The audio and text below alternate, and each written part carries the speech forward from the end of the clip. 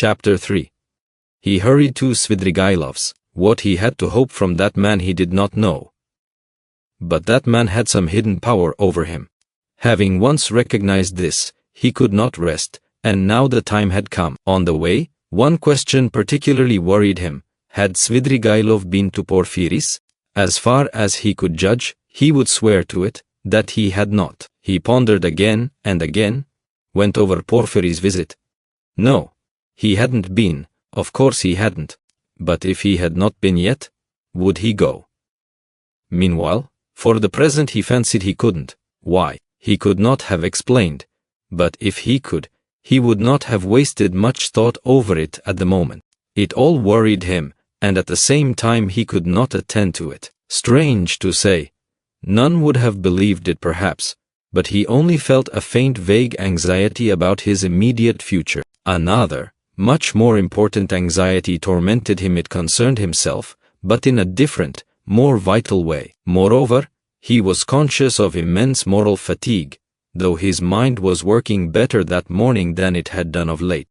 And was it worthwhile, after all that had happened, to contend with these new trivial difficulties? Was it worthwhile, for instance, to maneuver that Svidrigailov should not go to Porphyry's? Was it worthwhile to investigate, to ascertain the facts, to waste time over anyone like Svidrigailov? Oh, how sick he was of it all! And yet he was hastening to Svidrigailov.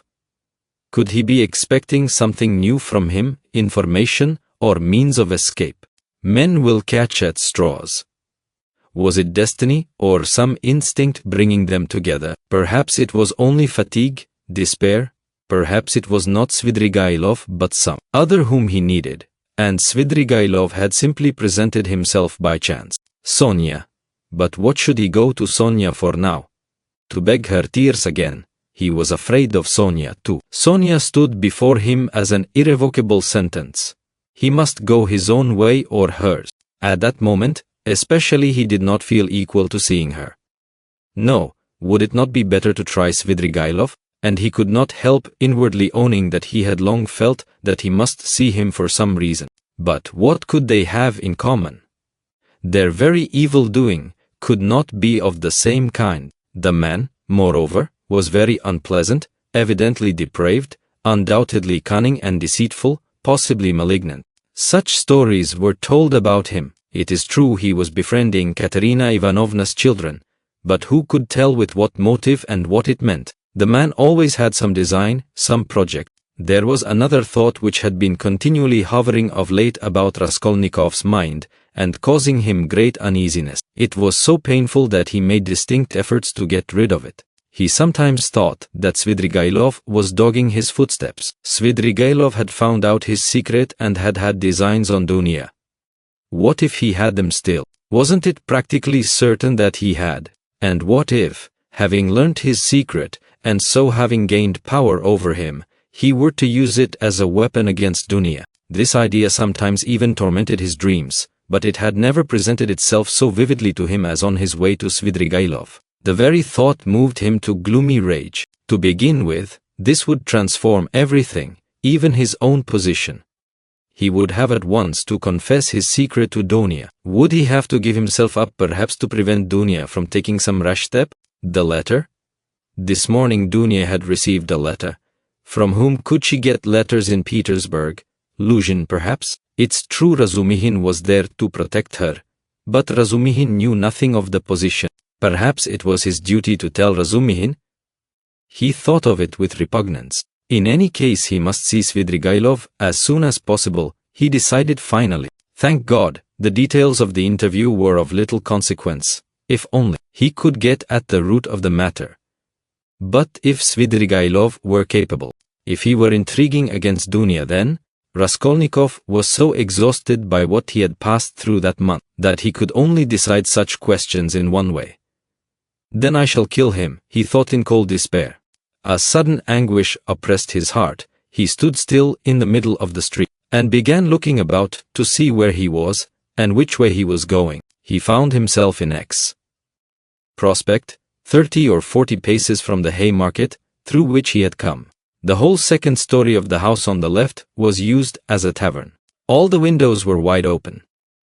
Judging from the figures moving at the windows, the rooms were full to overflowing. There were sounds of singing, of clarionet and violin, and the boom of a Turkish drum. He could hear women shrieking. He was about to turn back, wondering why he had come to the 10th prospect, when suddenly at one of the end windows, he saw Svidrigailov, sitting at a tea table right in the open window with a pipe in his mouth. Raskolnikov was dreadfully taken aback, almost terrified. Svidrigailov was silently watching and scrutinizing him, and, what struck Raskolnikov at once, seemed to be meaning to get up and slip away unobserved. Raskolnikov at once pretended not to have seen him, but to be looking absent-mindedly away, while he watched him out of the corner of his eye. His heart was beating violently. Yet, it was evident that Svidrigailov did not want to be seen. He took the pipe out of his mouth and was on the point of concealing himself, but as he got up and moved back his chair, he seemed to have become suddenly aware that Raskolnikov had seen him and was watching him. What had passed between them was much the same as what happened at their first meeting in Raskolnikov's room. A sly smile came into Svidrigailov's face and grew broader and broader. Each knew that he was seen and watched by the other. At last Svidrigailov broke into a loud laugh. Well, come in if you want me. I am here," he shouted from the window. Raskolnikov went up into the tavern. He found Svidrigailov in a tiny back room, adjoining the saloon in which merchants, clerks, and numbers of people of all sorts were drinking tea at 20 little tables to the desperate bawling of a chorus of singers. The click of billiard balls could be heard in the distance. On the table before Svidrigailov stood an open bottle and a glass half full of champagne. In the room he found also a boy with a little hand organ, a healthy-looking red-cheeked girl of 18, wearing a tucked-up striped skirt, and a Tyrolese hat with ribbons. In spite of the chorus in the other room, she was singing some servants' hall song in a rather husky contralto, to the accompaniment of the organ. "Come, that's enough." Svidrigailov stopped her at Raskolnikov's entrance. The girl at once broke off and stood waiting respectfully. She had sung her guttural rhymes too, with a serious and respectful expression in her face. "Hey Philip, a glass?" shouted Svidrigailov. "I won't drink anything," said Raskolnikov. "As you like, I didn't mean it for you. Drink, Katya. I don't want anything more today, you can go." He poured her out a full glass, and laid down a yellow note. Katya drank off her glass of wine, as women do, without putting it down, in 20 gulps, took the note, and kissed Svidrigailov's hand, which he allowed quite seriously. She went out of the room, and the boy trailed after her with the organ.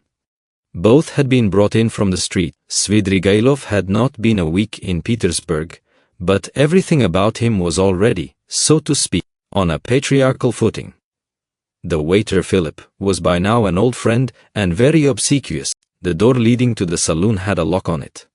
Svidrigailov was at home in this room, and perhaps spent whole days in it. The tavern was dirty and wretched, not even second-rate. "I was going to see you and looking for you," Raskolnikov began, "but I don't know what made me turn from the Haymarket into the 10th prospect just now. I never take this turning. I turn to the right from the Haymarket, and this isn't the way to you. I simply turned and here you are. It is strange. Why don't you say at once, 'It's a miracle'? Because it may be only chance." "Oh, that's the way with all you folk," laughed Svidrigailov. "You won't admit it, even if you do inwardly believe it a miracle. Here you say that it may be only chance, and what cowards they all are here, about having an opinion of their own. You can't fancy, Rodion Romanovich, I don't mean you, you have an opinion of your own and are not afraid to have it. That's how it was you attracted my curiosity. Nothing else?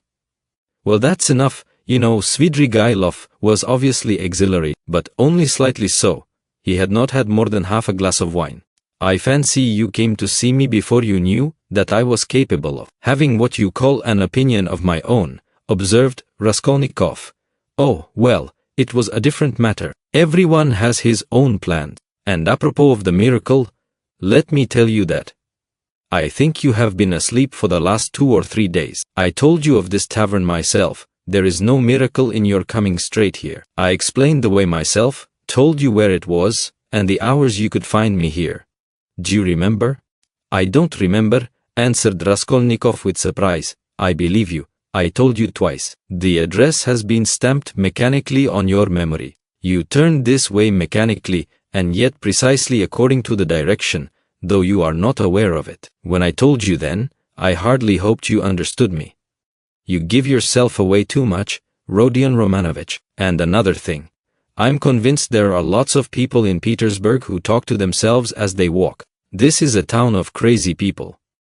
If only we had scientific men, doctors, lawyers and philosophers might make most valuable investigations in Petersburg, each in his own line. There are few places where there are so many gloomy, strong and queer influences on the soul of man as in Petersburg. The mere influences of climate mean so much, and it's the administrative center of all Russia, and its character must be reflected on the whole country. But that is neither here nor there now.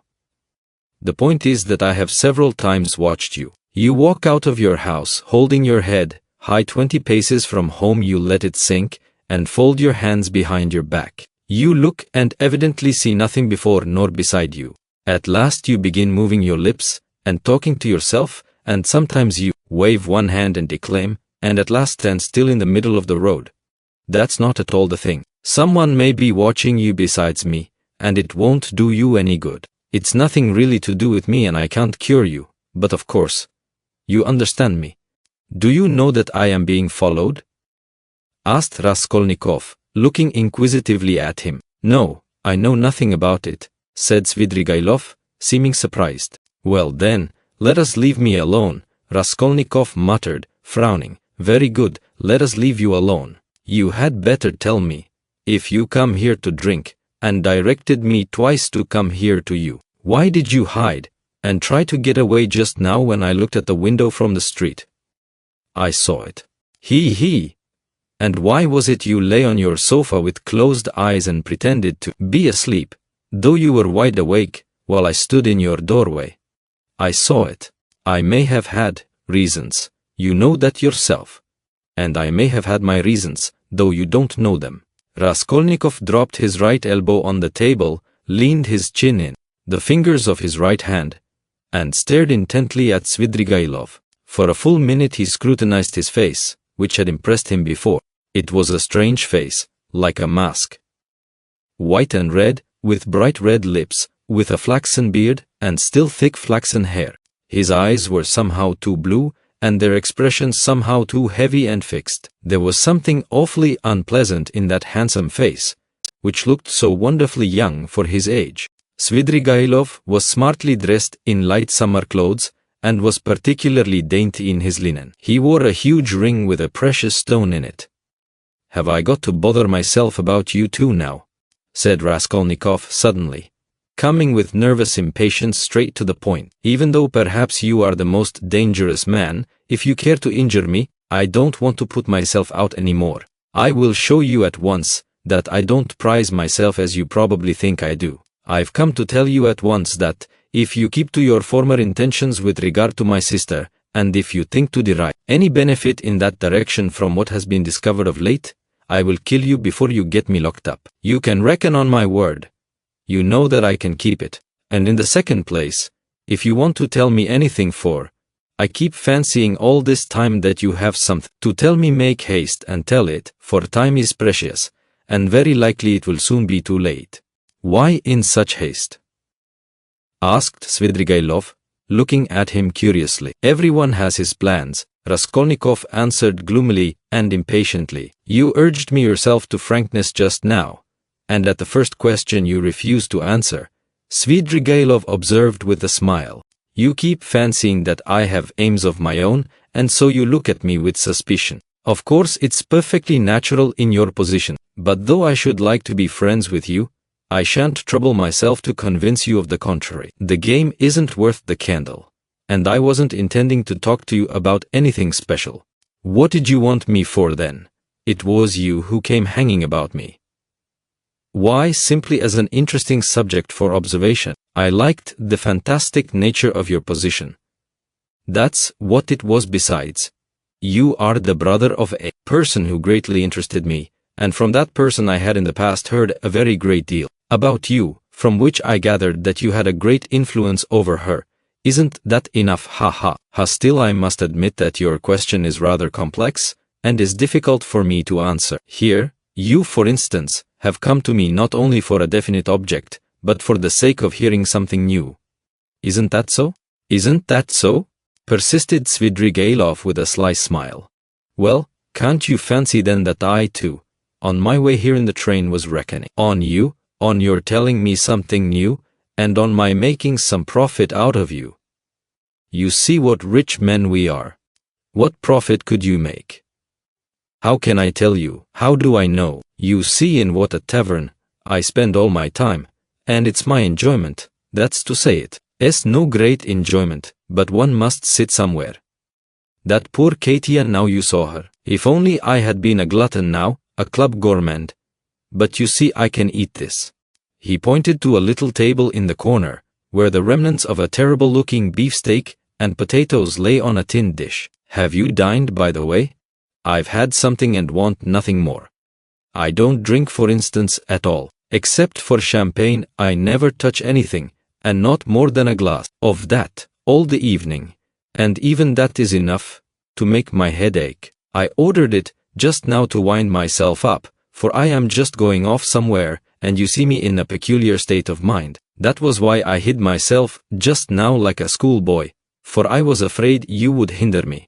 But I believe, he pulled out his watch, I can spend an hour with you. It's 4:30. Now if only I'd been something, a landowner, a father, a cavalry officer, a photographer, a journalist. I am nothing, no specialty, and sometimes I am positively bored. I really thought you would tell me something new. But what are you, and why have you come here? What am I? You know, a gentleman. I served for 2 years in the cavalry, then I knocked about here in Petersburg, then I married Marfa Petrovna, and lived in the country. There you have my biography. You are a gambler, I believe? No, a poor sort of gambler. A card sharper, not a gambler. You have been a card sharper then? Yes, I've been a card sharper too. Didn't you get thrashed sometimes? It did happen. Why? Why, you might have challenged them. Altogether it must have been lively. I won't contradict you, and besides I am no hand at philosophy. I confessed that I hastened here for the sake of the women. As soon as you buried Marfa Petrovna. Quite so. Svidrigailov smiled with engaging candor. What of it? You seem to find something wrong in my speaking like that about women? You ask whether I find anything wrong in vice. Vice? Oh, that's what you are after. But I'll answer you in order. First, about women in general. You know I am fond of talking. Tell me, what should I restrain myself for? Why should I give up women, since I have a passion for them? It's an occupation, anyway. So you hope for nothing here, but vice? Oh, very well, for vice then. You insist on its being vice, but, anyway, I like a direct question. In this vice at least there is something permanent, founded indeed upon nature, and not dependent on fantasy, something present in the blood like an ever-burning ember, forever setting one on fire, and maybe not to be quickly extinguished, even with years. You'll agree? It's an occupation of a sort. That's nothing to rejoice at. It's a disease, and a dangerous one. Oh, that's what you think, is it? I agree that it is a disease like everything that exceeds moderation. And of course, in this one must exceed moderation. But in the first place, everybody does so in one way or another, and in the second place, of course, one ought to be moderate and prudent, however mean it may be. But what am I to do? If I hadn't this, I might have to shoot myself. I am ready to admit that a decent man ought to put up with being bored, but yet. And could you shoot yourself? Oh, come. Svidrigailov parried with disgust. Please don't speak of it, he added hurriedly, and with none of the bragging tone he had shown in all the previous conversation. His face quite changed. I admit, it's an unpardonable weakness, but I can't help it. I am afraid of death, and I dislike its being talked of. Do you know that I am to a certain extent a mystic? Ah, the apparitions of Marfa Petrovna, do they still go on visiting you? Oh, don't talk of them. There have been no more in Petersburg, confound them, he cried with an air of irritation. Let's rather talk of that though. I have not much time, and can't stay long with you. It's a pity. I should have found plenty to tell you. What's your engagement? A woman? Yes, a woman, a casual incident. No, that's not what I want to talk of. And the hideousness, the filthiness of all your surroundings, doesn't that affect you? Have you lost the strength to stop yourself? And do you pretend to strength too? He, you surprised me just now, Rodion Romanovich. Though I knew beforehand it would be so. You preach to me about vice and aesthetics. You a Schiller, you an idealist. Of course that's all as it should be, and it would be surprising if it were not so, yet it is strange in reality. Ah, what a pity I have no time, for you're a most interesting type. And by the way, are you fond of Schiller? I am awfully fond of him. But what a braggart you are, Raskolnikov said with some disgust. Upon my word, I am not, answered Svidrigailov laughing. However, I won't dispute it. Let me be a braggart. Why not brag, if it hurts no one? I spent 7 years in the country with Marfa Petrovna, so now when I come across an intelligent person like you, intelligent and highly interesting, I am simply glad to talk. And, besides, I've drunk that half glass of champagne, and it's gone to my head a little. And besides, there's a certain fact that has wound me up tremendously, but about that I will keep quiet.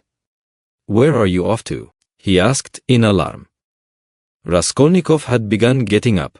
He felt oppressed and stifled, and as it were, ill at ease at having come here. He felt convinced that Svidrigailov was the most worthless scoundrel on the face of the earth. Ayak, sit down, stay a little, Svidrigailov begged. Let them bring you some tea, anyway. Stay a little, I won't talk nonsense. About myself, I mean. I'll tell you something. If you like, I'll tell you how a woman tried to save me, as you would call it. It will be an answer to your first question indeed, for the woman was your sister. May I tell you? It will help to spend the time. Tell me, but I trust that you... Oh, don't be uneasy. Besides, even in a worthless low fellow like me, Avdotia Romanovna can only excite the deepest respect.